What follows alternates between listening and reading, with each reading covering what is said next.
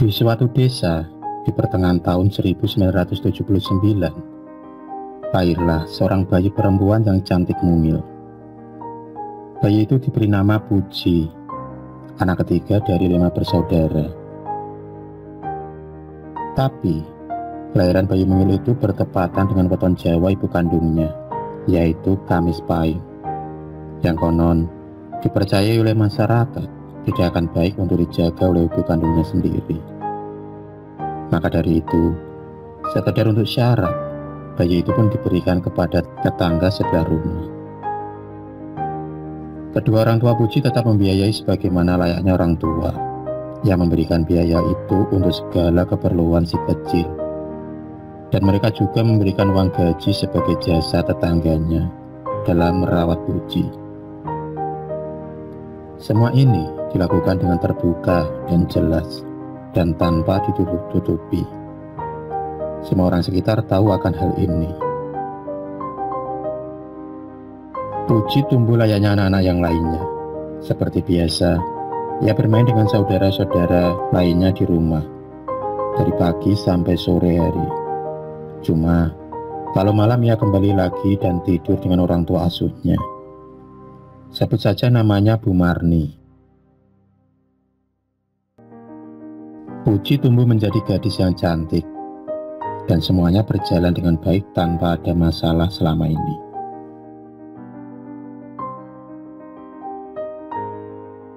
Hingga tiba masanya saat Puji telah menginjak umur 12 tahun.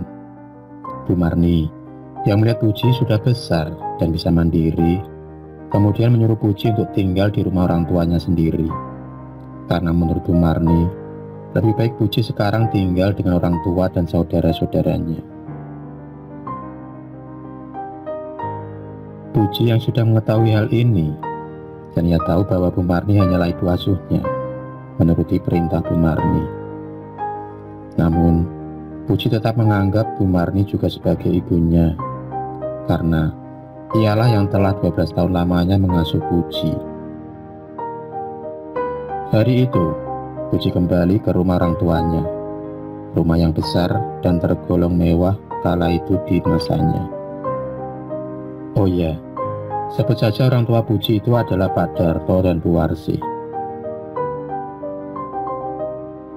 Mereka menyediakan semua kebutuhan Puji, sama seperti saudara-saudara lainnya. Kini, Puji telah tinggal di rumah kedua orang tuanya. Hari-hari ia lalui dengan saudara-saudara dan kedua orang tuanya. Ia hidup dalam serba kecukupan. Segala keinginannya selalu terpenuhi. Dan kedua orang tuanya juga sangat sayang kepadanya. Hingga pada suatu hari, entah kenapa, tiba-tiba Puji dan ibunya bertengkar hebat. Dimulai dari hal-hal kecil, sering mereka terlibat pertengkaran. Dan pada puncaknya, Puji diusir oleh ibu dan bapaknya. Puji disuruh tinggal bersama Ayang Kakung atau ayah dari ibu Puji. Yang tidak jauh hanya lain kampung. Masih satu desa yang tak asing juga bagi Puji. Hari-hari pun ia lewati di rumah kakeknya. Tetapi, Puji tumbuh menjadi anak gadis yang kurang baik. Mungkin karena ia merasa hidup sendiri dan terlalu bebas, hingga semua ini membentuk karakter baginya. Di desa itu, Puji mengenal seorang laki-laki yang pada waktu itu menjadi bumbang desa di desa itu. Sebut saja namanya Putra. Dia adalah cucu dari orang terkaya di kampung itu.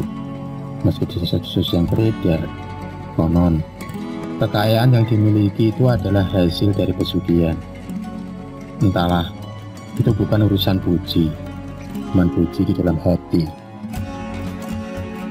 Puji tidak memperdulikan hal itu, dan dia tahu ia telah jatuh cinta kepada Putra. Mereka berdua memang saling jatuh cinta.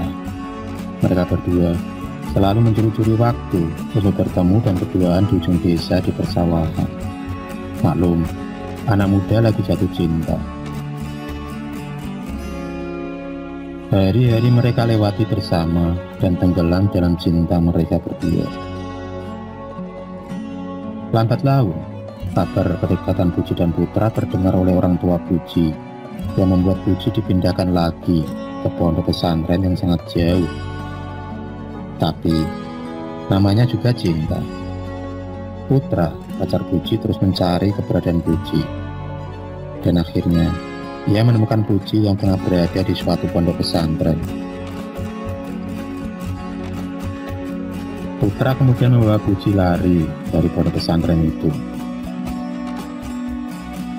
Kepergian Puji dari pondok pesantren diketahui oleh kedua orang tua Puji. Akhirnya, kedua orang tua Puji menikahkan Puji dengan Putra atas dasar cinta dan keterpaksaan. Setelah mereka berdua menikah, orang tua Puji dan Putra bersepakat untuk membuatkan mereka rumah dengan biaya yang ditanggung bersama. Rumah tersebut dibuat di atas tanah pemberian dari moyang Putra. Dalam tempo waktu 1 bulanan, rumah itu pun jadi. Rumah yang tinggi besar dan tampak megah karena dibangun di atas kolam ikan yang luas.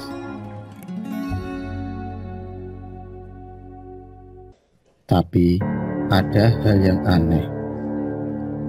Setelah tinggal di rumah itu, Putra, sang suami, berpesan kepada Puji, jika datang hari Selasa dan Jumat Kliwon, Puji tidak boleh tidur dengannya.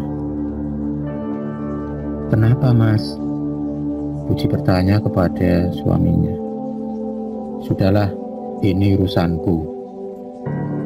Puji masih terus bertanya-tanya kepada suaminya. Ia tidak puas dengan jawaban dari suaminya. Ia pun terus bertanya.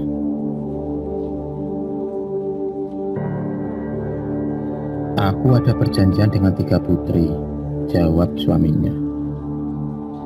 "3 putri? Siapa mereka, Mas?" tanya Puji lagi kepada suaminya. "Sudahlah, kamu tidak akan paham, sayang." Puji masih bingung dengan penjelasan Putra. Di suatu pagi, Putra berpesan sambil menunjukkan benda dalam bungkusan kain mori kecil.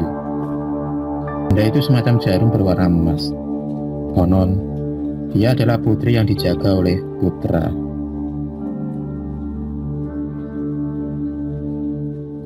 Puji dilarang menyentuh benda itu karena akan berakibat fatal. Puji masih tidak paham dengan apa yang dikatakan oleh suaminya. Puji hanya melangkah pergi, tapi memendam rasa cemburu yang tidak jelas pangkal ujungnya. Cemburu pada 3 putri, tapi putri kok cuma 3 jarum saja. Hanya itu dalam pikiran Puji. Hari-hari pun terus berganti, dan Puji merasakan ada rasa kebosanan. Bulan pun terus berlalu, dan semakin terasakan rasa bosan yang dialami Puji. Apalagi kalau hari sudah Selasa dan Jumat Kliwon datang. Puji harus tidur sendiri, meski hanya berbeda kamar dengan kamar suaminya yang dikhususkan. Malam itu, kembali kehampaan dan kecemburuan yang dirasakan oleh Puji. Malam itu dia harus tidur sendiri lagi, hanya ditemani bantal dan guling. Di sisi lain, ia membayangkan kalau suaminya tengah berada di kamar bersama dengan putri-putri yang konon katanya dijaga oleh suaminya itu. Pikiran itu yang semakin membuat hati Puji gelisah dan cemburu. Puji selalu takut untuk keluar kamar untuk menyusul suaminya di kamar, karena teringat akan pesan suaminya, "Jangan mengacau dan mengganggu aku ya." Suatu hari, karena rasa yang sudah tak tertahankan lagi, Puji membuang bungkusan kain yang berisi 3 jarum emas itu. Puji membuang ke kolam ikan di tepi rumahnya. Tak taunya, bungkusan itu malah dimakan ikan gurami peliharaan dari suaminya. Dan kejadian ini tanpa sepengetahuan dari suaminya. Malam pun tiba. Tiba-tiba, di malam yang sunyi itu, Puji melihat sekelibatan perempuan berambut putih panjang yang berterbangan mengitari rumah, terutama kamar tidur Puji.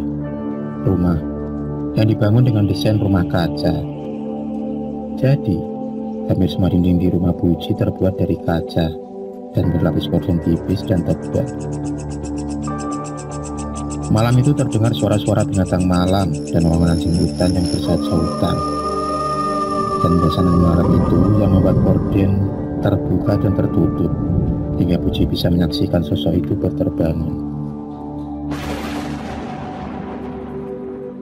Puji pun berteriak ketakutan. Ia menangis, dan kemudian ia membangunkan suaminya. Mendapati hal ini, marahlah Putra. Ia sangat marah setelah tahu semuanya. Oh, kenapa ini sayang? Kenapa ini terjadi? Apa yang sudah kamu perbuat? Putra marah dan mengamuk kepada Puji. Kamu sudah menghancurkan semuanya. Hancur sudah semuanya. Puji hanya bisa menangis tanpa memahami apa yang dimaksud sudah menghancurkan suaminya. Puji hanya tahu cemburu dan tidak tahu tentang semua itu. Malam itu, pecahlah pertengkaran antara mereka berdua, antara Putra dan Puji. Keesokan paginya, Puji pulang ke rumah orang tuanya dan menceritakan segala hal yang terjadi. Saat itu juga, tanpa basa-basi, tanpa berpikir dan bertanya apakah Puji masih mencintai Putra, Ibu Puji yang mempunyai sifat keras hati, keras kepala, dan menganggap semua yang dilakukan itu benar dan harus benar. Cerai ya. Tiba-tiba keluar ucapan itu dari Ibu Puji. Puji yang polos, Puji yang sayang ibu. Sekali lagi, Puji yang masih mencintai Putra kembali dipaksa bercerai. Putra tidak terima dengan keputusan yang sepihak ini. Putra yang tidak boleh lagi bertemu dengan Puji akhirnya lari merantau ke kota yang jauh dan membawa luka hati yang dalam. Begitu juga Puji yang tak berdaya dan tak mampu melawan. Hingga pada suatu hari datang surat dari pengadilan. Ya, surat janda. Air mata tak tertahan di mata Puji, membanjiri pipinya.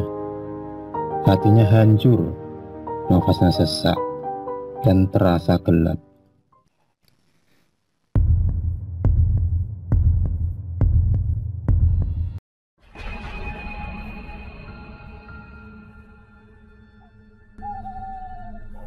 Terima kasih sudah menonton video cerita bergambar ini. Klik subscribe untuk terus mendapatkan video-video cerita bergambar selanjutnya. Semangat berkarya.